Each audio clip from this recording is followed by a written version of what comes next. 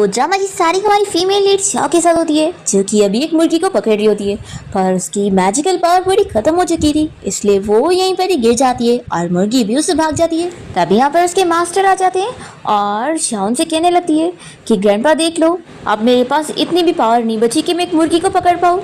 जब से 18 साल पहले उस छोटे बच्चे ने मेरा मैजिकल बॉल ले लिया था, तब से मेरी स्पिरिचुअल पावर कम होती जा रही है। फिर इसी के साथ ही हमें 18 साल पहले का फ्लैशबैक दिखाते हैं, जहाँ पर हम माउंटेन पर एक छोटे बच्चे को देखते हैं जो कि गिरा पड़ा था और उसे बहुत ज्यादा चोट लगी थी। और तभी वहाँ पर हम एक मेडिसिनल प्लांट के स्पिरिट को देखते हैं, जो कि अपना 1000 ईयर पूरा करके इंसानी फॉर्म में आ चुकी होती है, जो कि कोई और नहीं शाओ है। वो बहुत ज्यादा खुश हो जाती है कि मेरी कल्टीवेशन पूरी हो चुकी है और अब मैं फाइनली इंसान बन गई। और फिर शाओ तो बहुत ही खुश होकर अपने हाथ में अपना मैजिकल बॉल लेकर जा रही होती है, पर तभी रास्ते में वो पत्थर की वजह से गिर जाती है और उसका बॉल उस बच्चे के मुंह में चला जाता है, जिसके बाद उस बच्चे की चोट तुरंत ही खुद ही से ठीक हो जाती है। और जब वो होश में आ जाता है तो वो शाओ को थैंक्स बोलने लगता है कि लगता है तुमने मेरी जान बचाई हो। तो शाओ तो रोने लग जाती है और उससे अपना मैजिकल बॉल मांगने लगती है। तो फिर ही कहता है कि तुम रो मत, तुमने मेरी जान बचाई हो तो मैं तुम्हें रिपे जरूर करूंगा।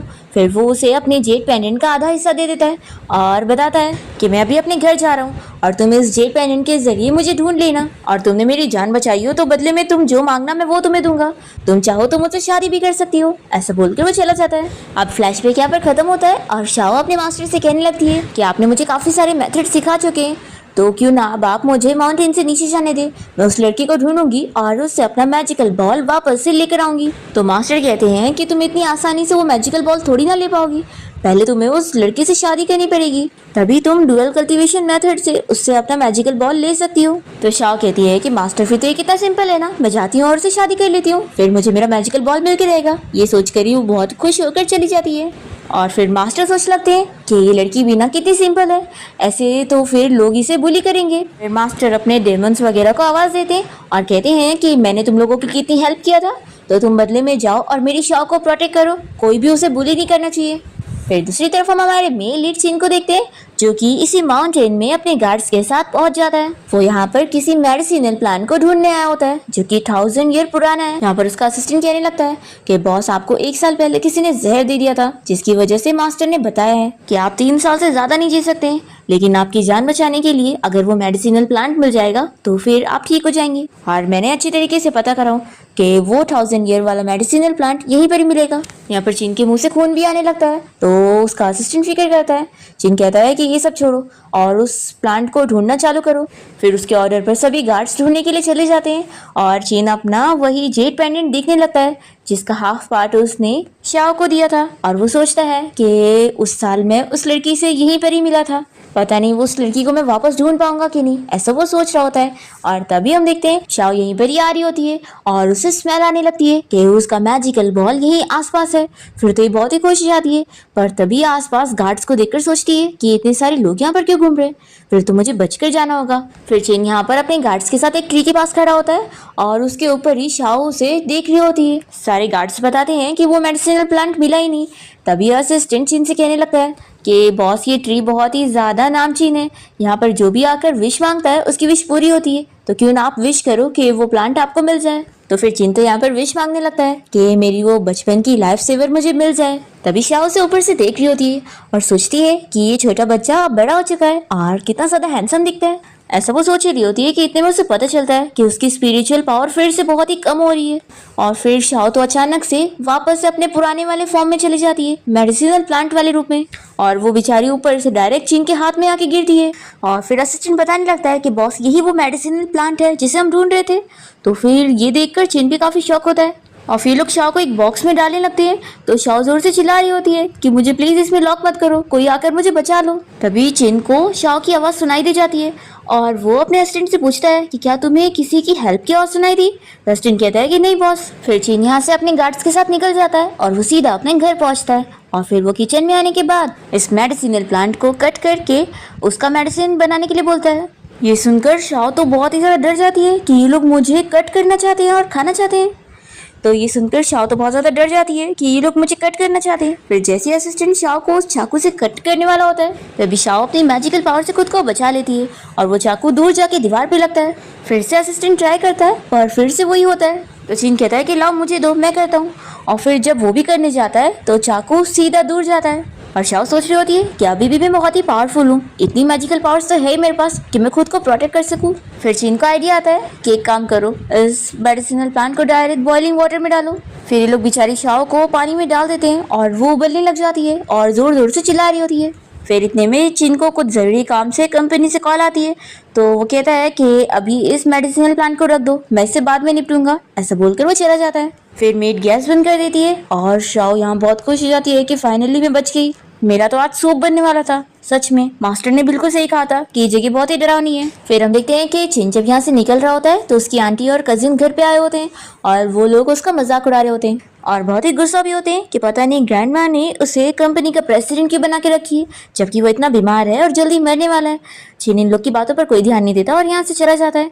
तभी हम यहाँ पर शाओ को देखते हैं जो कि बहुत ही गुस्सा हो रही होती है कि चीन उसे मारने की कोशिश कर रहा था और उसे बॉइलिंग वाटर में पकाना चाह रहा था। ये सोचती है कि बस मुझे मेरी ओरिजिनल पावर मिल जाए फिर मैं उसे छोड़ूंगी नहीं। फिर हम देखते हैं चीन अपने कंपनी पहुंचता है और यहाँ पर उसे कोई बंदा उसे मिलने आया होता है क्योंकि चीन उस पेंडेंट वाली लड़की को ढूंढ रहा था, यानी कि शाओ को।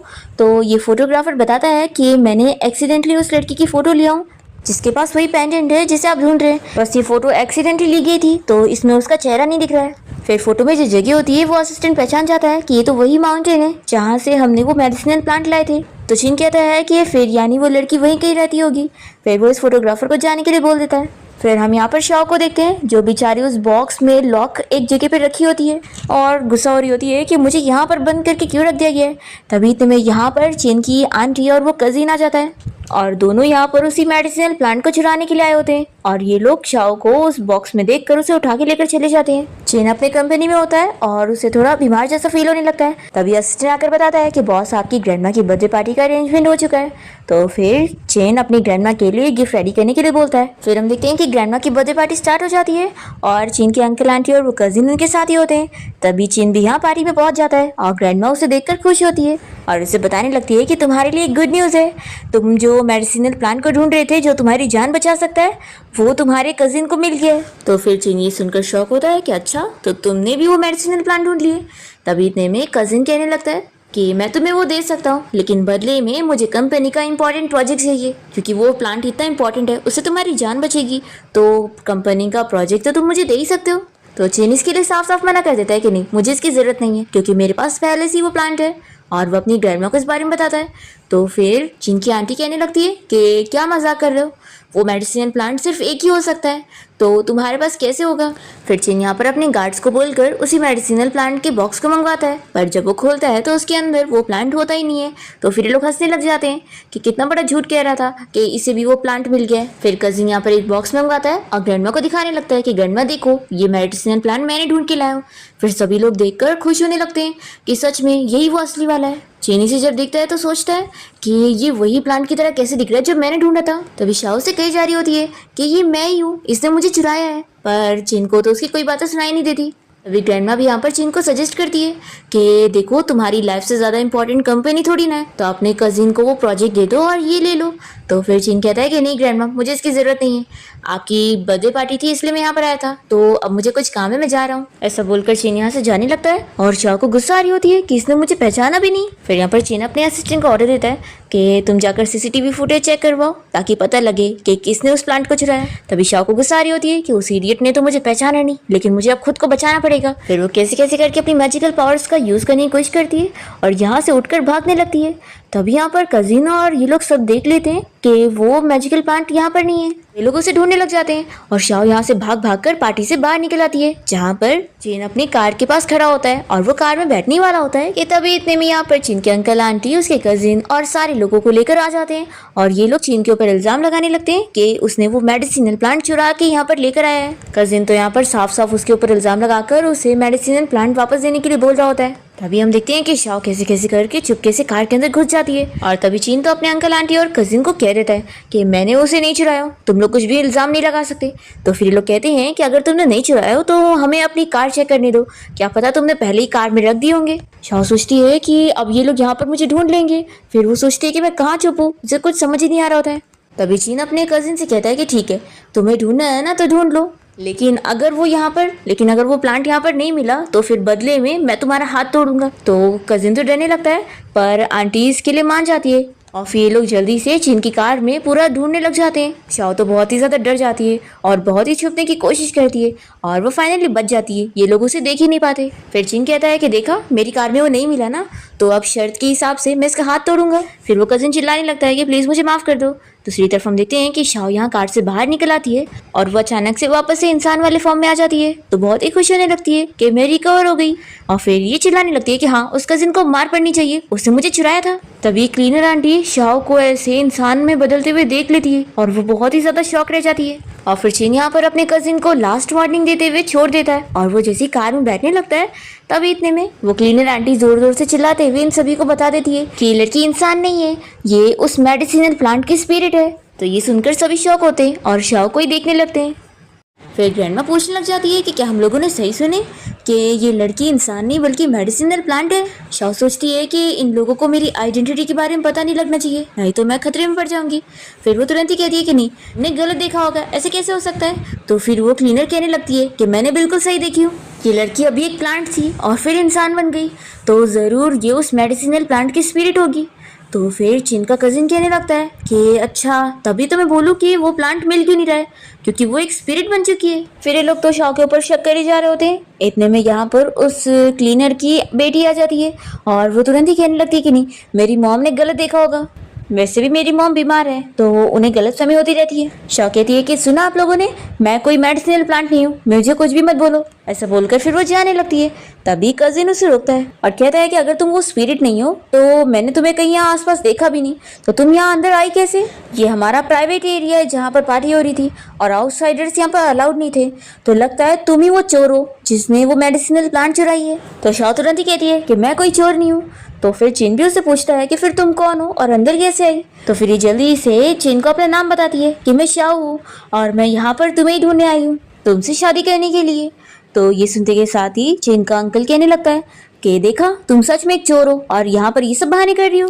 फिर ये लोग सभी से पकड़ लेते हैं और इसकी तलाशी लेने की कोशिश करते हैं कि इसी के पास ही वो प्लांट होगा। तभी शाओ अपनी मैजिक पावर का यूज करते हुए जेट पेंडेंट को नीचे गिराती है और चिन उसे देखते के साथ ही पहचान लेता है और तुरंत ही इन सभी को शाओ को छोड़ने के लिए बोलता है। और फिर वो जल्दी से उसे उठाकर बचपन की चीजें याद करने लगता है और उससे पूछता है कि ये जेट पेंडेंट तुम्हें कहाँ मिला। तो शाओ कहती है कि ये तुमने मुझे 18 साल पहले दिया था, क्या तुम भूल चुके हो। तो फिर चिन जल्दी से अपना वाला जेट पेंडेंट निकालता है और वो लगा के देखता है कि ये उसी का ही हाफ हिस्सा है। फिर ये देखने के बाद आपस में सभी लोग बातें करने लगते हैं कि हमने सुना था कि मिस्टर चिन जब छोटे थे तो उन्हें कुछ गुंडों ने किडनैप कर लिए थे और तभी एक छोटी बच्ची ने उनकी जान बचाई थी जिनको उन्होंने अपना जेट पेंडेंट दे दिए थे। तो लगता है ये लड़की वही है। फिर चिन तो यहाँ बहुत खुश हो जाता है और जल्दी से शाओ को हक करके कहने लगता है कि फाइनली मैंने तुम्हें ढूंढ ही लिया, मेरी लाइफ सेवर। फिर शाओ तो यहाँ खुश हो जाती है कि अच्छा हुआ इसने मुझे पहचान लिया, अब तो मैं आसानी से इसके पास रुक सकती हूँ और अपना वो मैजिकल बॉल इससे ले सकती हूँ। तभी ग्रैंड माँ चिन से पूछती है कि यहाँ पर क्या चल रहा है। तो फिर ये बताता है कि ग्रैंड माँ ये वही लड़की है 18 साल पहले जिसने मेरी जान बचाई थी, मेरी लाइफ सेवर। तो ग्रैंड माँ आज जो भी सारी चीजें हुई है ना, ये सब बस मिसअंडरस्टैंडिंग है, ये यहाँ पर मेरे लिए आई है और मुझे पूरा यकीन है कि ये कोई चोर नहीं है। पर तभी चिन की आंटी नहीं मानती है और कहती है कि हमें कैसे पता कि ये कोई चोर नहीं है, हम पुलिस में कंप्लेन करेंगे तभी सच पता लगेगा। चिन इसके लिए साफ मना कर देता है और ग्रैंडमा से कहता है कि ग्रैंडमा आप जानती है ना कि इस लड़की ने मेरी जान बचाई है, तो मैं इसे रिपे करना चाहता हूँ और मैंने इसके लिए कसम खाया हूँ, इसलिए चाहे जो हो जाए मैं इसे अच्छे से ट्रीट करूँगा, कोई इसे बुली नहीं कर सकता। पर चिन के अंकल नहीं मानते और कहते हैं कि तुम ऐसे कैसे किसी भी लड़की को अपनी लाइफ सेवर बोल रहे हो, मुझे पूरा यकीन है कि ये चोर है। और फिर आंटी और कजिन भी मिलकर चिन को ही बातें सुनाने लगते हैं कि क्या तुम पागल हो गए हो जो इस लड़की की बातों में आ रहे हो। तो फिर शाओ गुस्सा होने लगती है कि ये लोग मेरे बारे में कुछ भी कहे जा रहे हैं। तो चिन कहता है कि तुम इन लोग की बातों पर ध्यान मत दो, तुम मेरी लाइफ सेवर हो और मैं तुम्हें इतने टाइम से ढूंढ रहा था और अब तुम मुझे मिल गई हो, तो मैं अपना प्रॉमिस पूरा करना चाहता हूँ। तो बताओ तुम मुझसे शादी करना चाहती हो या नहीं। ये सुनते के साथ ही चिन के अंकल, आंटी और उसका कजिन और उसकी ग्रैंड माँ ये चारों ही शॉक रह जाते हैं। ये सुनकर शाओ भी सोचने लगती है कि क्या मुझे तो बस इससे अपना मैजिकल बॉल चाहिए था, तो क्या मुझे अब इससे शादी भी करनी पड़ेगी। चिन कहता है कि मैं बीमार हूँ और मेरे पास ज़्यादा टाइम नहीं है, फिर मेरे मरने के बाद मेरी जो भी सारी प्रॉपर्टी है वो तुम्हें मिल जाएगी और फिर तुम्हें कोई भी बुली नहीं कर पाएगा। तो अभी चिन की ग्रैंड माँ कहने लगती है कि शादी बहुत बड़ा मैटर होता है। तो चिन कहता है कि ग्रैंड माँ मैंने इससे प्रॉमिस करा था और मैं अपना प्रॉमिस पूरा करूँगा। तभी शाओ भी कहती है कि अरे शादी करने की ज़रूरत नहीं है, ये तो बहुत ही आसान चीज़ थी। फिर वो तुरंत ही उसे किस करने लगती है और उसके अंदर से अपना मैजिकल बॉल लेने की कोशिश करती है। और यहाँ पर चिन तो बहुत ही खुश हो जाता है और वो तो उसे किस कर ही रहा होता है। और इन लोग को ऐसे देखकर अंकल आंटी और कजिन बातें करने लगते हैं कि ये लोग कितने शेमलेस हैं। पर ग्रैंडमा तो इन लोग को देखकर खुश हो रही होती है। और तभी शाओ सोचने लगती है कि आखिर वो मैजिकल बॉल निकला क्यों नहीं। फिर यहाँ पर चिन तो बहुत ही खुश हो रहा होता है और वो इसे कहता है कि हम दोनों के बीच की प्रोग्रेस कुछ ज़्यादा ही जल्दी नहीं हो गई। तभी कहती है कि क्यों ना हम लोग फिर से किस करें। चिन कहता है कि पहले तुम मुझसे शादी कर लो, फिर उसके बाद जितना किस करना है उतना कर लेना। तो ग्रैंडमा कहती है कि मुझे पता है कि तुम यंग लोगों को कुछ ज़्यादा ही जल्दी है, लेकिन देखो कि सब लोग तुम्हें देख रहे हैं। शाओ सोचती है कि लगता है वो मैजिकल बॉल इसके पास कई टाइम से था, तो वो इसके अंदर अच्छे से अब्जॉर्ब हो चुका है, यानी अब मुझे डुअल कल्टीवेशन करके ही इसके अंदर से वो बॉल को निकालना होगा। फिर शाओ तो तुरंत ही चिन से शादी करने के लिए मान जाती है। फिर चिन का कजिन उसे कहने लगता है कि ये तुम्हारी लाइफ सेवर है तो क्या हुआ, इससे ये साबित नहीं होता है कि ये एक चोर नहीं है। पहले तुम एक एक्सप्लेनेशन दो कि ये सच में चोर है या नहीं, मुझे इसकी तलाशी लेनी है। तो ये सुनते के साथ ही चीनी से पैर से मारता है और चिल्लाता है कि ये तुम्हारी होने वाली फ्यूचर सिस्टर इन लॉ है। तुमने सोचा भी कैसे कि मैं इसकी तुम्हें तलाशी लेने दूंगा। फिर अंकल आंटी यहाँ पर चिन को चिल्लाने लगते हैं, तो ग्रैंडमा चिन की साइड लेते हुए इन्हें चिल्लाती है कि चिन बिल्कुल सही कह रहा है और इसलिए तुम लोग यहाँ से निकल जाओ। फिर चिन यहाँ से शाओ को अपने साथ लेकर जाता है और वो इन लोग को चिढ़ाते हुए उसके साथ चली जाती है। फिर कार से जाते हुए चिन शाओ से इस बारे में पूछने लगता है कि वैसे मैंने तुम्हारे बारे में पता किया कि तुम वही माउंटेन पर रहती हो, लेकिन जब मैं वहाँ पर ढूंढने गया था तो तुम वहाँ मुझे मिली नहीं। शाओ मन में सोचती है कितना स्टूपिड है ये, वहाँ पर तो सिर्फ मॉन्स्टर रहते हैं। फिर ये से बताती है कि मैं वहीं के पास के विलेज में रहती हूँ। और फिर वो चिन से इस बारे में पूछने लगती है कि तुमने कहा था कि तुम मुझे रिपे करने के लिए कुछ भी दे सकते हो, तो क्या मैं तुमसे कोई चीज़ मांग सकती हूँ। तो फिर कहता है कि ऑफ कोर्स। तो शाओ कहती है कि मुझे आज रात तुम्हारे साथ सोना है। ये सुनकर चिन भी शौक रह जाता है और उसका असिस्टेंट भी। चिन कहता है कि साथ में सोना तो शादी के बाद होता है। तो फिर शाओ कहती है कि ठीक है फिर अभी हम शादी कर लेते हैं। तो फिर चिनी से बताता है कि इस वक्त कोई भी मैरिज ऑफिस खुला नहीं रहेगा, तो कम से कम सुबह तक का तो इंतज़ार करना ही होगा। और वैसे भी किसी मैन के साथ सोना बहुत ही प्राइवेट मैटर है, तो ऐसा किसी और से मत कहना। तो ये कहती है कि तुम कोई कैजुअल मैन थोड़ी ना हो। तो फिर ये सुनकर चिन खुश होता है और शाओ मन में सोचती है कि ऑफ कोर्स तुम तो मेरे मैजिकल बॉल हो। फिर रात में हम देखते हैं कि शाओ सो जाती है और चिन उसे देखने के लिए आता है और फिर वो उसे अच्छे से ब्लैंकेट से कवर करने के बाद बाहर आ जाता है और उसका असिस्टेंट बताता है कि बॉस सीसीटीवी फुटेज मिल गया है। चिन कहता है कि अब मैं देख के रहूंगा कि आखिर उस मेडिसिनल प्लांट को चुराया किसने।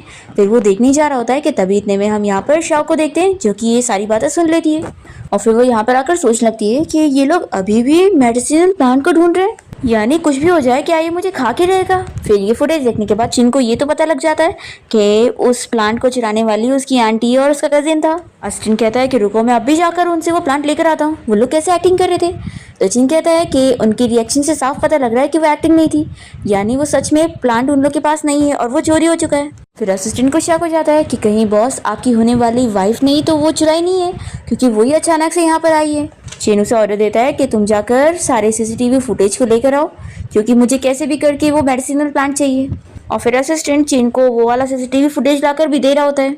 तो शाओ ये देख के डरने लगती है कि अगर इसने देख लिया कि मैं कैसे प्लांट से इंसान बन रही थी तो फिर तो मेरी आइडेंटिटी एक्सपोज हो जाएगी और फिर मैं आखिर अपना मैजिकल बॉल इसे कैसे लूँगी, मैं इसे पता लगने नहीं दे सकती।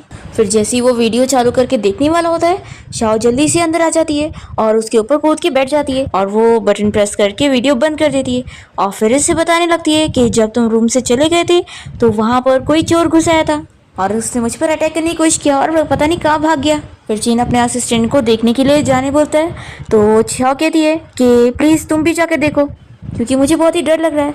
तो फिर चिन भी अपने असिस्टेंट के साथ देखने के लिए जाता है और फिर शाओ सोच रही होती है कि आखिर इस चीज़ को मैं तोड़ूँ कैसे।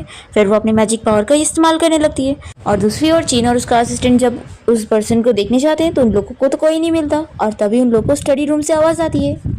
तो असिस्टेंट कहता है कि बॉस कहीं ऐसा तो नहीं कि आपकी वाइफ एविडेंस को मिटाने के लिए आपके कंप्यूटर को डिस्ट्रॉय कर रही है। फिर ये लोग जब स्टडी रूम में जाते हैं तो देखते हैं कि पूरा लैपटॉप फूट चुका होता है और शाओ का मुंह पूरा काला हो चुका होता है और फिर वो बहाना करके बताने लगती है कि हमारे माउंटेन में ऐसी कोई चीज़ नहीं थी और मुझे नहीं पता था कि इसे कैसे इस्तेमाल करना है और मैंने गलती से इसे तोड़ दी। असिस्टेंट सोचता है कि सच में ये बहाना कितना अजीब है, बॉस कैसे इस पर बिलीव कर सकते हैं। पर चिंटू यहाँ शाओ से कहता है कि कंप्यूटर टूट गया मुझे चलेगा, लेकिन तुम केयरफुल रहना, तुम्हें कुछ नहीं होना चाहिए। असिस्टेंट ये सुनकर शॉक रह जाता है कि बॉस ने सच में बिलीव कर ली है। शाओ चिन से कहती है कि क्या तुम मुझे सच में ब्लेम नहीं करोगे? तो ये कहते हैं कि ऑफकोर्स कुछ भी चीज़ तुमसे ज़्यादा इंपॉर्टेंट नहीं है, बस मैं इतना ही तुमसे उम्मीद रखता हूँ कि तुम मुझसे हर चीज़ सच बोलोगी। तो तुम मुझे बताओ कि क्या तुम सच में मुझे ही ढूंढने वहाँ पर आई थी? तो फिर ये कहती है कि ऑफकोर्स, और मन में सोचती है कि मैं वैसे भी अपने मैजिकल बॉल को ढूंढने आई थी और उसके लिए मुझे इसी की ज़रूरत है, तो मैं थोड़ी ना झूठ बोल रही हूँ। फिर ये कहता है कि ठीक है, फिर मुझे तुम पर बिलीव है, तुम अब रूम में जाओ, मैं मेड से कहता हूँ कि वो तुम्हें वॉशअप करने में हेल्प करे। फिर यहाँ से शाओ रूम में चली जाती है और असिस्टेंट कहने लगता है कि बॉस मुझे पूरा यकीन है कि इन्होंने जानबूझ के एविडेंस को डिस्ट्रॉय करने के लिए इसे फोड़ी है। चिन कहता है कि अगर ये सच भी हुआ तो भी मुझे खुशी है, क्योंकि मैं नहीं चाहूँगा कि कजिन वो एविडेंस लेकर जाए। अगर शाओ ने ही वो मेडिसिन प्लांट ली होगी तो भी मुझे कोई फर्क नहीं पड़ता है, उसे जो चीज़ चाहिए होगी मैं उसे दे दूंगा। और फिर नेक्स्ट मॉर्निंग ही चिन शाओ के साथ कोर्ट जाकर मैरिज सर्टिफिकेट ले लेता है और फिर उसे कहता है कि वो उसके लिए बहुत बड़ी ग्रैंड वेडिंग का अरेंजमेंट करेगा।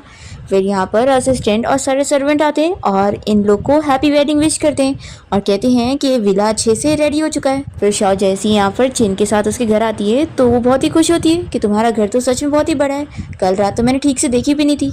चिन मन में सोचता है कि लगता है पहले इसने बहुत सफ़र कर चुकी है। फिर वो इसे कहता है ये सिर्फ मेरा घर नहीं है बल्कि अब से तुम्हारा घर है, चलो मैं तुम्हें पूरा घर दिखाता हूँ। तो शाओ कहती है कि नहीं, इसकी ज़रूरत नहीं, देखो अभी हमें इससे ज़रूरी चीज़ करनी है, तो चलो जल्दी से बेड पर चलते। ये सुनकर चिन को खांसी आने लगती है तो ये कहती है कि तुम तो अब भी वीक हो गए, कहीं तुम आधे में बेहोश तो नहीं हो जाओगे? तो ये कहता है कि ऑफकोर्स नहीं, मैं इतना वीक नहीं हूँ और ये मेरी वाइफ का ऑर्डर है तो मैं कैसे पीछे हट सकता हूँ। फिर वो उसे उठा के बेडरूम में लेकर जाता है और फिर दोनों ही किस कर और फिर वो उसे किस करने लगता है। और फिर जब वो अपना शर्ट उतार रहा होता है तो शाओ तो अपनी आंखें बंद कर लेती है और फिर उसे कहती है कि तुम्हें क्या हो गया। तभी यहाँ पर चिन की तबीयत तो बहुत ज़्यादा खराब होने लगती है और उसके मुंह से खून आने लगता है और वो बेहोश हो रहा होता है। और शाओ से कहता है कि मुझे लगा था कि मेरे पास अभी और टाइम होगा, लेकिन लगता है ये मेरा आखिरी डे है। फिर वो बेहोश हो जाता है तो शाओ सोचती है कि आखिर अब मैं और फिर वो बेहोश हो जाता है तो शाओ सोचती है कि मैं इसे कैसे बचाऊं। फिर वो अपना मेडिसिन वाला थोड़ा हिस्सा तोड़ती है और उसके मुंह में डाल देती है, पर थोड़ा सा पार्ट तोड़ने की वजह से शाओ को खुद कमज़ोरी फील होती है और वो बेहोश हो जाती है। और यहाँ पर चिन ठीक हो जाता है और जैसे ही वो होश में आता है तो वो शाओ को अपने पास देखकर गिल्टी फील करने लगता है कि ये इतनी यंग है और मैंने इसके साथ शादी करके बहुत ही गलत करा हूँ, इसके साथ बहुत ही अनफेयर है ये। और फिर सुबह उठने के बाद शाओ जब ब्रेकफास्ट करने के लिए जाती है तो हाउसकीपर उसे बताता है कि बॉस कंपनी गए हैं, उनकी इंपॉर्टेंट मीटिंग थी।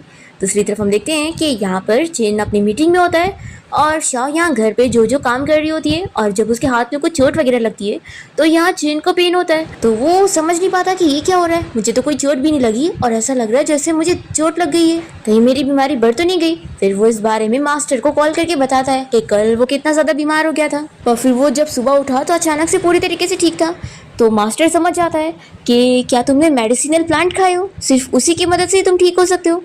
तो फिर ये सुनते के साथ ही चिन सोच में पड़ जाता है कि रात में तो मेरे पास शाओ थी, तो कहीं सच में उसी ने ही उस मेडिसिनल प्लांट को चुराई तो नहीं है। फिर हम देखते हैं शाओ चिन की कंपनी के बाहर पहुंच जाती है उसके लिए टिफिन लेकर और मन में सोचती है कि अब मैं उससे मिलूंगी और मौका देखकर वापस से उसके अंदर से अपना मैजिकल बॉल निकालने की कोशिश करूंगी। तभी गाड़ी से रोक लेता है और उसे अंदर ले जाने नहीं देता। तो ये बताती है कि मैं यहाँ पर अपने हस्बैंड से मिलने आई हूँ और फिर वो उसका नाम भी बताती है। तो गार्ड को लगता है कि ये कोई फ्रॉड लड़की है जो प्रेसिडेंट को अपना हस्बैंड बता रही है, तो फिर वो इसे बिल्कुल अंदर जाने नहीं देता। तो शाओ को अपना मैजिक पावर यूज़ करना पड़ता है और फिर वो अंदर चली जाती है। और फिर शाओ जब चिन के ऑफिस के बाहर पहुंच रही होती है तभी इतने में वो दो प्लांट्स को आपस में बातें करते हुए सुनती है जो कि कह रहे होते हैं कि चिन कितना बेचारा है, उसका कजिन ब्रदर उसे कोई जहर देने वाला है जिससे उसे एलर्जी हो जाएगी, बेचारा ऐसे ही मरने वाला था कि और बीमार हो जाएगा। शाओ ये सब सुनकर शॉक हो जाती है और फिर उन लोगों से सारी चीज़ें और पूछती है तो फिर वो लोग इसे सब बताते हैं। शाओ सोचती है कि यहाँ मैं उसे बुली नहीं कर रही हूँ और मेरी जगह कोई और उसे बुली करने का सोचे, ऐसा मैं होने नहीं दूंगी। फिर शाओ जल्दी से जाती है और चिन को वो जूस पीने से रोक देती है और जूस का ग्लास फेंककर वो उसे बताती है कि इसमें तुम्हारे कजिन ने नशे वाली चीज़ मिलाया है जिससे तुम्हें एलर्जी हो जाए, और वो इसका पूरा प्रूफ दे देती है। फिर जिस बंदे ने उसमें मिलाया हुआ था वो तुरंत ही बता देता है कि ये सारा काम वो उसके कजिन का है। चिन तुरंत ही इसे यहाँ से निकलवा देता है और फिर अपने कजिन से कहता है कि तुम्हें भी मैं छोड़ूंगा नहीं। पर ये कजिन भी हार नहीं मानता और चिन से फाइट करने की कोशिश करता है। फिर इतने में यहाँ पर चिन की आंटी और उसकी ग्रैंड माँ आ जाते हैं और कजिन की मॉम उसकी साइड लेने लगती है कि मेरे बेटे ने क्या किया जो तुम उसके पीछे पड़े रहते हो। फिर ये कजिन भी ग्रैंड माँ से कहने लगता है कि मैंने कुछ भी नहीं करा हूँ और ये हमेशा ही मेरे पीछे पड़ा है। तो शाओ यहाँ पर अपने मैजिक स्पेल का यूज़ करती है और वो पेपर जैसे इसके मुंह पे लगाती है तो फिर ये सारा सच बता देता है कि कैसे इसने चिन को हार्म करने के लिए उसके जूस में कुछ एलर्जी वाला मिलाया था जिससे वो और बीमार हो जाए। और फिर ये अपने मुंह से सारा सच बता देता है तो ग्रैंडमा को बहुत गुस्सा आती है और वो इसे थप्पड़ लगाती है कि तुम्हारी हिम्मत कैसे हुई चिन को नुकसान पहुंचाने की। पर फिर कजिन और उसकी मॉम मिलकर शाओ को कुछ भी कहने लगते हैं तो फिर चिन उन्हें चिल्लाता है और फिर वो अपनी ग्रैंडमा से कहता है कि मैं आप लोगों को बताना ही भूल गया था कि अब शाओ मेरी वाइफ है। तो फिर ये सुनकर कजिन और उसकी मॉम को और गुस्सा आ रही होती है और फिर चिन की आंटी कहने लगती है कि जरूर तुम दोनों साथ में मिले हुए थे और तुम ही लोग नहीं वो मेडिसिनल प्लांट चुराए थे और हमारे ऊपर इल्जाम लगा रहे थे। तो चिन कहता है कि अच्छा हुआ मुझे फिर से उस प्लांट के बारे में याद दिलाया, मुझे अच्छी तरीके से पता लग गया है कि चोर कौन था। फिर वो ग्रैंडमा को बता देता है कि कजिन ने ही वो प्लांट चुराया था। तो फिर ग्रैंडमा को बहुत गुस्सा आती है और वो इसे और थप्पड़ लगाती है। फिर यहाँ पर चिन के मास्टर भी आ जाते हैं और उन्हें अपनी पावर की मदद से पता लग जाता है और वो इन लोग को बताते हैं कि वो मेडिसिनल प्लांट यही पर ही है। तो फिर कजिन ये सुनते के साथ ही कहता है कि मैंने बोला था ना कि इन्हीं लोग ने वो प्लांट चुराए तो ज़रूर इसी लड़की के पास होगा। तभी यहाँ पर मास्टर अपनी मैजिक की मदद से शाओ की तरफ पॉइंट करता है और इन सभी को बता देता है कि मेडिसिनल प्लांट कोई और नहीं बल्कि यही लड़की है और ये इंसान नहीं है। शाओ तो ये सुनने के बाद शॉक हो जाती है और ये सभी भी। और फिर चिन सब याद करने लगता है कि उसे कितने सारे हिंट मिले थे कि यही वो प्लांट हो सकती है। फिर वो भी शक कर रहा होता है और तभी इतने में शाओ अपने पावर की मदद से उस निशान को दूर कर देती है और कहती है कि देखा मास्टर ने जो तरीका यूज़ करे वो गलत था, ये मैं हूँ ही नहीं और आप लोग फालतू में मुझ पर शक कर रहे थे, मैं एक नॉर्मल इंसान हूँ। पर मास्टर को फिर भी यकीन नहीं आ रहा होता है और वो उसके ऊपर मैजिक करने की कोशिश करता है। पर शाओ तो उससे भी ज़्यादा पावरफुल होती है और वो सोचती है कि मैं 1000 ईयर पुरानी हूँ और मैंने बहुत ही कल्टीवेशन करी, मुझे कोई हरा ही नहीं सकता। फिर इसके बाद मास्टर और सभी यहाँ से चले जाते हैं और इन शाओ का हाथ पकड़ के उसे लेके जाने लगता है। तो ये कहती है कि हस्बैंड हम कहाँ जा रहे हैं, तो ये कहता है कि घर पे। फिर दोनों जब कार में होते हैं तो शाओ से कहती है कि एक्चुअली मैं माउंटेन से नीचे कोई चीज़ ढूंढने आई थी और वो चीज़ तुम्हारे पास है। चिनू से कहता है कि मुझे खुशी है कि तुमने मुझे सच बताई, देखो तुम्हें फिक्र करने की ज़रूरत नहीं है, मैं हूँ ना तुम्हारे पास, मैं तुम्हें प्रोटेक्ट करूँगा। और वो मन में सोचता है कि अगर ये सच में मेडिसिनल प्लांट भी हुई ना तो भी मैं इसका ख्याल रखूँगा। तभी इतने में ब्रेक लगते ही शाओ टकरा जाती है और उसको चोट फील होता है। तो यहाँ पर चिन को भी चोट फील होता है। फिर उसे शक होता है कि शाओ को चोट लगती है तो उसे दर्द होता है। फिर वो शाओ के सर पे थोड़ा सा मार के देखता है तो उसे खुद ही पेन होता है। वो काफ़ी शॉक होता है कि आखिर ऐसा कैसे हो रहा है। फिर वो अपने ऑफिस में बैठ के इसी बारे में सोच रहा होता है और अपने असिस्टेंट को बुला के उसे ऑर्डर देता है कि तुम शाओ के बारे में सारी इन्फॉर्मेशन पता करो क्योंकि मुझे शक हो रहा है कि सच में वही मेडिसिनल प्लांट है। असिस्टेंट जी सुनकर शॉक होता है और कहता है कि बॉस, लेकिन आपको तो लग रहा था कि मास्टर सब झूठ कह रहा है। ओ अब मैं समझा, आपको सब समझ गया था लेकिन आपने जानबूझ के अपनी वाइफ की पोल नहीं खोली, आप उन्हें प्रोटेक्ट कर रहे थे। चिन कहता है कि अभी मैं खुद भी इसके लिए श्योर नहीं हूँ, तुम जाओ जितना मैंने पता करने बोला उतना पता करो। तो फिर असिस्टेंट रुक कर पूछने लगता है कि बॉस, अगर सच में आपकी वाइफ वो मेडिसिनल प्लांट हुई तो क्या आप उन्हें पूरा खाने वाले हैं? ये सुनकर चिन से गुस्सा करता है कि तुम जाओ यहाँ से। फिर नेक्स्ट सीन में हम देखते हैं कि चिन क्लब में जाकर ड्रिंक कर रहा होता है और दूसरी तरफ शाओ घर पे उसका इंतजार कर रही होती है। फिर उसे हाउसकीपर से पता लगता है कि वो क्लब गया हुआ है कोई इवेंट के लिए। फिर ये भी उसे पिक करने के लिए यहाँ क्लब आ जाती है और तब यहाँ पर 3 बंदे इसे परेशान करने लगते हैं। तो शाओ अपनी मैजिक पावर की मदद से इन्हें सबक सिखाने लगती है और इतने में चिन का फ्रेंड आकर शाओ की वीडियो बना लेता है और फिर वो उसे अंदर जाकर दिखा देता है। फिर शाओ को वीडियो में देखते ही चिन जल्दी से बाहर आता है और एक बंदा यहाँ पर शाओ के सर पे बॉटल मारने वाला होता है। तो चिन जल्दी से जाकर शाओ को प्रोटेक्ट करता है। शाओ कहती है कि फिक्र मत करो, ये लोग मेरा कुछ भी काट नहीं सकते। चिन कहता है कि तुम यहाँ पर क्या कर रही हो? तो फिर ये बताती है कि मैंने सुनी कि तुम ड्रिंक कर रहे हो तो मैं तुम्हें पिक करने आई थी। तो चिन कहता है कि ये जगह तुम्हारे लिए सेफ नहीं है, तो चलो हम दोनों साथ घर चलते हैं। तभी शाओ ने जिस बंदे में से एक को मारी थी वो उठ जाता है और कहने लगता है कि तुम लोग ऐसे नहीं जा सकते हो, तुम लोग को पता भी है मैं कौन हूँ। वो इन लोगों का काफ़ी धमकी देने लगता है। तो चिन कहता है कि लगता है मुझे तुम्हें बताना ही पड़ेगा।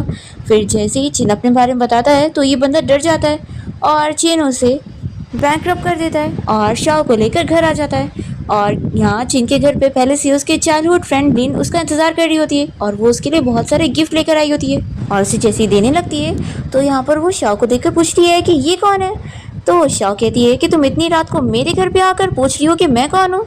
तो लिन कहती है कि तुम्हारा घर, ये तो जिन का घर है ना। जिन बताता है कि मेरी शादी हो चुकी है और ये मेरी वाइफ है। और फिर वो शाओ को भी बताता है कि ये लिन है, मेरे फैमिली फ्रेंड की बेटी है। तो फिर शाओ यहाँ पर बहुत ही जेलस होकर लिन से कहने लगती है कि थैंक यू मिस लिन, इतनी रात को मेरे हस्बैंड के लिए गिफ्ट लाने के लिए। फिर लिन गुस्सा होने लग जाती है कि मुझे बस कुछ ही महीने हुए थे अब्रॉड जाकर और तुमने मुझे बिना बताए शादी कर ली है।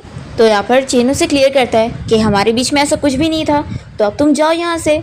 फिर वो तो गुस्सा होकर चली जाती है और शाओ बहुत ही जेलस होकर चिन से कहने लगती है कि मुझे इस लड़की के इंटेंशन क्लियर नहीं लगते। तो चिन कहता है कि लेकिन मेरी तरफ से तो वो मेरी सिर्फ बहन है। शाओ नहीं मान रही होती है। तो चिन कहता है कि आखिर मैं अपनी वाइफ को कैसे प्रूव करूँ। तो फिर कहती है कि चलो फिर आज रात हम लोग अपनी वेडिंग नाइट मनाते हैं। फिर रात में चिन जब शावर लेता है तो वो इस बारे में ही सोच रहा होता है कि उसका असिस्टेंट भी कह रहा था कि अगर उसकी वाइफ सच में मेडिसिनल प्लांट हुई तो क्या वो उसे पूरा खाने वाला है। ये सोचता है कि मैं ऐसा क्या करूं कि ये चीज़ रोक दूं। फिर ये शाओ के पास जाकर कुछ बहाने करने लगता है कि मुझे अभी ज़रूरी काम है तो मैं स्टडी रूम में जा रहा हूँ। तो ये कहती है कि नहीं तुम ऐसे नहीं जा सकते, कम से कम कुछ इंटरेस्ट तो देकर जाना ही होगा। फिर वो उसे किस करने लगती है। तो फिर चिन भी उसे किस करता है। और फिर नेक्स्ट हम देखते हैं कि चिन अपने ऑफिस में बैठकर कल रात की किस के बारे में सोचकर ही बहुत ही खुश हो रहा होता है। तब यहाँ पर उसका असिस्टेंट कुछ इन्फॉर्मेशन लेकर आता है और बताता है कि उसने उस माउंटेन के पास वाले विलेज के बारे में पता चला, लेकिन वहाँ पर शाओ बिल्कुल नहीं रहती थी। शाओ नाम की कोई लड़की रहती ही नहीं थी। तो मिस शाओ ने आपसे झूठ बोली है। और मैंने इस बारे में भी सुना कि उस माउंटेन पर इमॉर्टल्स रहते थे। ये बात सभी विलेजर्स को पता है, इसलिए कोई भी वहाँ पर जाता नहीं है कोई फेरी को डिस्टर्ब करने के लिए। फिर चिन समझ जाता है कि मैं 2 बार फिर चिन सोचता है कि मैं 2 बार अब तक शाओ से उसी माउंटेन पर ही मिला था। तो लगता है ये बात सच है कि वही सच में वो इमॉर्टल मेडिसिनल प्लांट है। फिर हम नेक्स्ट सीन में शाओ को देखते हैं जो कि एक मेडिकल स्टोर के बाहर जाती है और सोचती है कि चिन की हेल्थ कंडीशन ठीक नहीं है, तभी तो वो मेरे साथ नाइट स्पेंड नहीं कर रहा है, तो मुझे उसके लिए आज कोई टॉनिक खरीदना ही होगा। फिर वो वहाँ के शॉप ओनर से बताने लगती है कि उसे कौन सी वाली ड्रग चाहिए। तो यहाँ पर कुछ मेडिसिनल हर्ब्स उसे बताने लगते हैं कि तुम हमें ले लो। तो फिर शाओ कह देती है कि हाँ मुझे यही वाले दे दो। तभी यहाँ पर लिन पहुँच जाती है और वो शाओ का मजाक उड़ाने लगती है कि तुम कितनी गरीब सोच की हो, चिन इतना अमीर है और वो हमेशा अच्छी मेडिसिन यूज़ करता है और तुम ये गिरे हुए हर्ब्स उसके लिए लेकर जाओगी। तो शाओ कहती है कि अब हमारे बीच में कोई डिफरेंस नहीं है, हम मैरिड हैं। तो फिर लिन जेलस होकर कहने लगती है कि वो बस तुम्हारे साथ खेल रहा है और एक बार जब उसका मन भर जाएगा तो वो तुम्हें छोड़ देगा।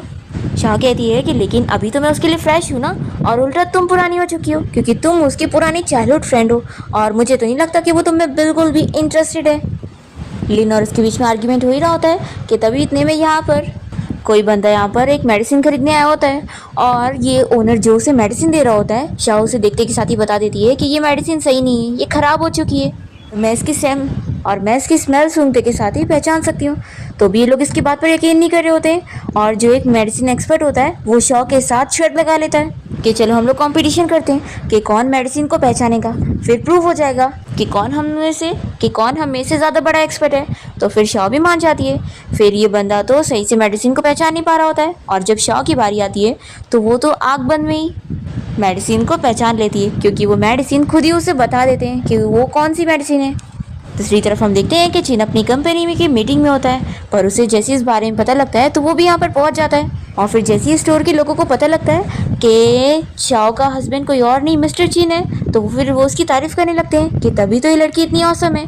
चिन इन लोग को चिल्लाता है कि अगर ये मेरी वाइफ ना होती तो तुम लोग इसे ऐसे बुली करते रहते। तो भी ये बंदा यहाँ पर चिन से डरता नहीं है और उसे झगड़ने लगता है। तभी यहाँ पर इस बंदे का बॉस आ जाता है जो कि उसका टीचर है, पर वो यहाँ पर उसी को ही चिल्लाता है कि एक गलती उसने किया है और वो शाओ के ऊपर इल्ज़ाम नहीं लगा सकता, वो सच में एक एक्सपर्ट है। फिर यहाँ पर लिन तो बहुत ही डर जाती है कि सभी लोग यहाँ पर शाओ की साइड ले रहे हैं तो वो माफ़ी मांगने लगती है। लिन कहती है कि सिर्फ माफ़ी मांगने से कुछ नहीं होगा, तुम शर्त हार चुकी हो तो तुम जाओ मेरे लिए एक गिलास पानी लेकर आओ। और फिर वो इससे अपना काम करवाने के बाद बहुत ही खुश होती है। फिर शॉप से बाहर निकलने के बाद शाओ चिन को बताने लगती है कि मैंने तुम्हारे लिए और ग्रैंडमा के लिए स्पेशल मेडिसिन खरीदी हूँ और मैं तुम लोगों के लिए एक अच्छी मेडिसिन तैयार करूँगी। तो चिन इसे बताने लगता है कि मेरी बीमारी बहुत ज़्यादा ही ख़राब है और मैं कभी ठीक नहीं हो सकता हूँ, क्या पता मैं एक दिन मर जाऊँगा। तो फिर जल्दी से इसका मुँह बंद करती है और कहती है कि ऐसा कभी नहीं होगा। चिन यहाँ पर शाओ से क्लियर करता है कि वो असल में बिल्कुल ठीक है, वो बस उसके साथ इसलिए नहीं नाइट स्पेंड कर रहा था क्योंकि फिर बाद में उसे रिग्रेट ना हो। शाओ कहती है कि मुझे तो इसी बात का रिग्रेट है कि तुम मेरे साथ नाइट स्पेंड कर क्यों नहीं रहे हो। तो फिर चिन मान जाता है और शाओ खुश होकर उसके गाल पे किस करती है और कहती है कि ठीक है फिर मैं तुम्हारा इंतजार करूंगी। ऐसे बोलकर जाके कार में बैठ जाती है। और फिर इतने में असिस्टेंट आकर चिन को बताने लगता है कि बॉस, उस दिन आपकी वाइफ ने जो सीसीटीवी फुटेज को डैमेज कर दी थी वो अब वापस से रिकवर हो गया है, तो क्या अभी आप देखना चाहते हैं? तो चिन मना करता है कि नहीं, अभी मैं अपनी वाइफ के साथ टाइम स्पेंड करने जा रहा हूँ, तो ये चीज़ मैं बाद में देखूंगा। ऐसा बोलकर चिन भी शाओ के साथ कार में बैठकर चला जाता है। तो फिर हम यहाँ पर चिन के मास्टर को देखते हैं, जो कि इस बारे में सोच रहे होते हैं कि आखिर उस मेडिसिनल प्लांट के बारे में कुछ पता क्यों नहीं चल रहा है। फिर वो फिर से अपने पावर की मदद से मैजिकल मिरर में देखने की कोशिश करते हैं कि आखिर वो मेडिसिनल प्लांट किसके पास है। तो उसमें शाओ का चेहरा दिखाई देने लगता है। तो फिर मास्टर काफ़ी शौक होते हैं कि आखिर ऐसे कैसे। फिर वो और भी चीज़ें पता करते हैं, तो उन्हें बचपन से लेकर सारी स्टोरी दिखाई दी जाती है और मास्टर को पता लग जाता है कि शाओ असल में वही मेडिसिनल प्लांट है जो कि बचपन में ही इंसानी फॉर्म में आई थी और तभी उसका वो मैजिकल बॉल जिन के मुंह में चला गया था और इसलिए ही वो उसके पास आई उससे शादी करने के लिए, ताकि अपनी वो मैजिकल बॉल ले सके। फिर ये जानते के साथ ही मास्टर और उनका स्टूडेंट समझ जाते हैं कि अगर शाओ ने वो मैजिकल बॉल उससे ले ली तो फिर वो मर जाएगा। मास्टर कहते हैं कि नहीं, मैं ऐसा नहीं होने दे सकता, मुझे अभी इस चीज़ को रोकना होगा। फिर इसके बाद चिन शाओ को लेकर डिनर पार्टी में पहुंचता है, जहाँ पर शाओ ग्रैंडमा को बताती है कि मैं आपके लिए हर्ब्स लेकर आई हूँ और इससे मैं आपकी अच्छी मेडिसिन बनाऊंगी।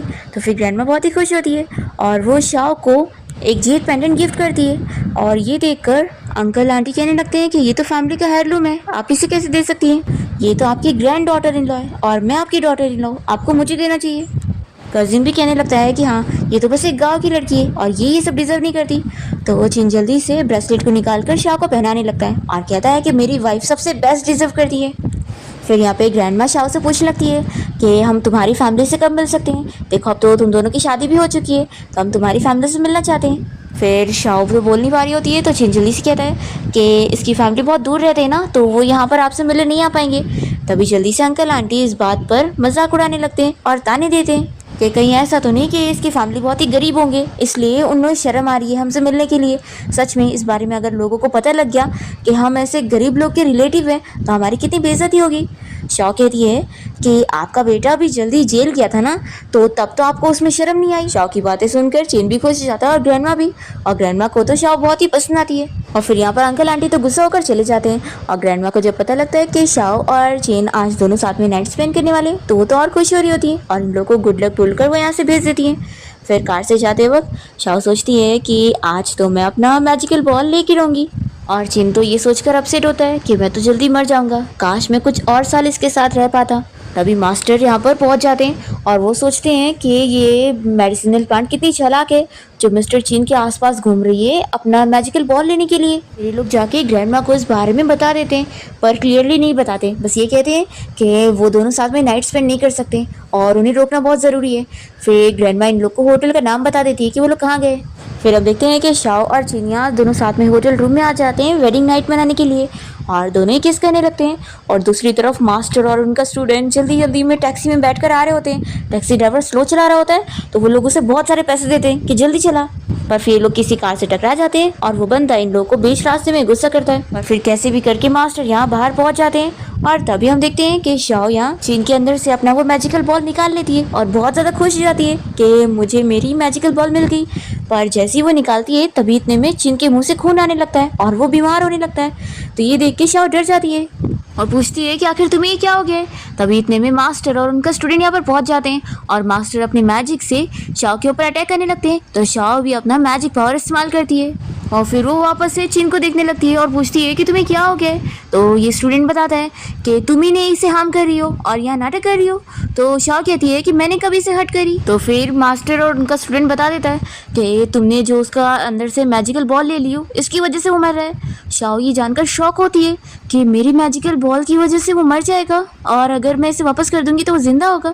तो फिर वो अपना बॉल इसके अंदर वापस से डाल देती है और मास्टर को लगता है कि वो उसे हट करने की कोशिश कर रही है, पर बॉल वापस अंदर जाने की वजह से चिन तो ठीक हो जाता है और वो जल्दी से शाओ के सामने आकर मास्टर से उसे प्रोटेक्ट करने लगता है। तो फिर ये मास्टर बताने लगता है कि आप इस लड़की से दूरी रहो, ये लड़की भी नहीं है, ये तो एक मेडिसिनल प्लांट है जो कि आपके पास अपना मैजिकल बॉल लेने आई थी। चिन कहता है कि मुझे समझा नहीं आप क्या कह रहे हैं। तो फिर मास्टर बताने लगते हैं कि जब तुम छोटे थे तो तुमने गलती से इसका मैजिकल बॉल अपने अंदर ले लिए थे और इस वजह से ये तुम्हारे पीछे पड़ी हुई है। फिर स्टूडेंट कहने लगता है कि वैसे मास्टर, ये मैजिकल बॉल तो इस लड़की का ही है ना, तो ये गलत नहीं होगा जब हम इसकी चीज़ इसे देने के बजाय इसे ही उल्टा चोट पहुँचाएंगे तो मास्टर कहते हैं कि तुम किसकी साइड हो। फिर यहाँ ये जानने के बाद चिन काफ़ी शौक होता है और शाओ से कहता है कि यानी तुम बस मैजिकल बॉल लेने के लिए माउंटेन से यहाँ मेरे पास आई थी और तुमने इसी वजह से मुझसे शादी करी और तुम सिर्फ इसी रीज़न की वजह से मेरे साथ नाइट स्पेंड करना चाहती थी। क्या मैं सही कह रहा हूँ? तो शाओ कहती है कि वो तो ओरिजिनली मेरा ही था ना। चिन कहता है कि मैं जितना पूछ रहा हूँ उतना बोलो, हाँ या ना। तो शाओ से हाँ बोल देती है। ये जानकर चिन काफ़ी अपसेट होता है और कहता है कि यानी अब तक मैं इतनी बड़ी गलतफहमी में जी रहा था कि तुम मुझे पसंद करती हो, बल्कि तुम तो ये सब इसलिए ही कर रही थी। फिर ये मास्टर से कहता है कि आप मेरे अंदर से इसका मैजिकल बॉल निकाल के इसे रिटर्न कर दो। तो फिर मास्टर मना करने लगता है कि अगर ये मैजिकल बॉल आपके अंदर से निकाला जाएगा तो फिर आप अब भी मर जाओगे।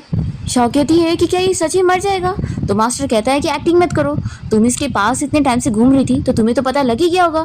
शाओ कहती है कि मुझे कुछ नहीं पता लगा था। चिन कहता है कि तुम्हें कुछ भी कहने की ज़रूरत नहीं है और फिर ये मास्टर से कह देता है कि इसकी चीज़ इसे वापस कर दो। फिर चिन यहाँ शाओ को फोर्स करने लगता है कि अपनी चीज़ ले लो, पर वो नहीं मानती और यहाँ से भाग जाती है। फिर चिन बीमार होने लगता है तो मास्टर जल्दी से उसे हॉस्पिटल ले जाने के लिए निकलते हैं। दूसरी तरफ शाओ रोड पर अकेले जा रही होती है और उसे समझ नहीं आता कि मैं क्या करूं। तभी इतने में उसके मास्टर और उसके फ्रेंड्स से मैजिक से कांटेक्ट करके पूछने लगते हैं कि तुम कहाँ पर हो और कब वापस आने वाली हो और क्या तुम्हें तुम्हारा मैजिकल बॉल मिल गया। तो शाओ मास्टर को सब बताती है कि वो चिन के अंदर से अपना मैजिकल बॉल नहीं निकाल सकती, नहीं तो वो मर जाएगा क्योंकि वो बहुत बीमार है। तो शाओ की फ्रेंड्स कहने लगती है कि तुम्हें उसकी फिक्र करने की क्या ज़रूरत है, वैसे भी वो चीज़ तुम्हारी है। शाओ कहती कि नहीं, वो मेरे साथ बहुत ही अच्छे से था और वो भी तो इनोसेंट है ना, मैं ऐसा उसके साथ कैसे कर सकती हूँ। तो मास्टर कहते हैं कि तुम अपने दिल से पूछो कि तुम्हारे लिए सबसे ज़्यादा इम्पोर्टेंट तुम्हारी लाइफ है या फिर उसकी लाइफ है। तो शाओ कहती है कि ये मुझे नहीं पता, मुझे बस इतना पता है कि मैं उसे मरते हुए नहीं देख सकती और ना ही उसे अपसेट होते हुए देख सकती हूँ। तो फिर शाओ की फ्रेंड्स कहने लगती है कि फिर तो लगता है तुम्हें उससे प्यार हो गया है। शाओ कहती है कि प्यार? तो फिर मास्टर भी कहने लगते हैं कि प्यार इस दुनिया में सबसे ट्रबल वाली चीज़ है।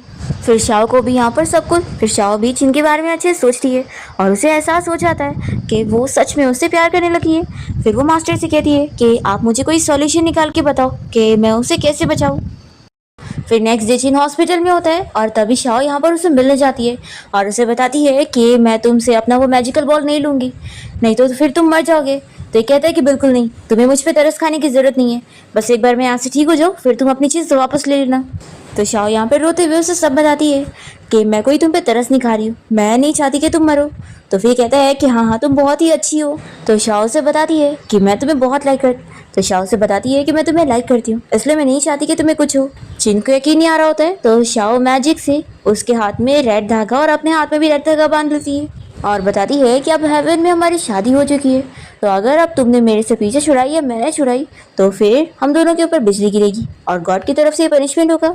चिन कहता है कि तुम ऐसा क्यों कर रही हो, क्या तुम्हें अगर मुझसे कोई और अच्छा बंदा मिल गया तो फिर। तो शाओ जल्दी से उसके मुंह पे हाथ रखती है और कहती है कि मुझे तुमसे अच्छा और कोई और नहीं मिलने वाला। चिन बहुत ज्यादा खुश होता है और फिर वो उसे किस करने लगता है और दोनों के बीच में सब कुछ ठीक हो जाता है। दूसरी ओर हम देखते हैं यहाँ पर चिन के कजिन को, जो कि सीसीटीवी फुटेज देखकर ये जान जाता है कि शाओ कोई नॉर्मल पर्सन नहीं है, वो मेडिसिनल प्लांट है जो कि इंसान बन जाती है। फिर ये मास्टर की मदद से शाओ को हार्म करने की कोशिश करता है, पर शाओ उन लोग से ज़्यादा स्मार्ट होती है और वो इजीली उनसे बच जाती है। और फिर हम देखते हैं कि शाओ चिन का बहुत ही अच्छे से ख्याल रख रही होती है और वो पूरी कोशिश कर रही होती है उसकी बीमारी ठीक करने के लिए, पर चिन को फिर भी यकीन नहीं आता। वो कहता है कि मैं ठीक नहीं हो सकता हूँ, पर शाओ फिर भी कोई मेडिसिन के बारे में पता करने की कोशिश करती है जिससे वो पूरी तरीके से ठीक हो पाए। फिर शाओ को एक बहुत ही अच्छी मेडिसिन के बारे में पता लगता है जो कि सिर्फ माउंटेन पर मिल सकता है और फिर वो उस मेडिसिन को लेने के लिए चिन के साथ मिलकर माउंटेन पर जाती है और यहाँ पर चिन की हालत बहुत खराब हो जाती है और वो मरने लगता है। पर फिर बाद में इन लोग को पता लगता है कि ये सब तो बस फैंटेसी थी और ऐसा रियल में कुछ भी नहीं था और इन लोग को वो फ्लावर भी मिल जाता है और फिर जिससे चिन की बीमारी पूरी तरीके से ठीक हो जाती है और दोनों ही बहुत ही साथ हैप्पी होते हैं। और फिर चिन पूरी फैमिली के सामने शाओ को फिर से शादी के लिए प्रपोज करता है और अब तो मास्टर भी इन दोनों की शादी के लिए रेडी होते हैं और चिन की ग्रैंडमा कहती है कि मैं तुम दोनों के लिए ग्रैंड वेडिंग रखूंगी और फिर शाओ चिन को लेकर अपने मास्टर के सामने अपनी वेडिंग कंप्लीट करती है और दोनों ही एक दूसरे के साथ हमेशा रहने की कसम खाते हैं और इसके साथ इस ड्रामा की हैप्पी एंडिंग यहाँ पर हो जाती है।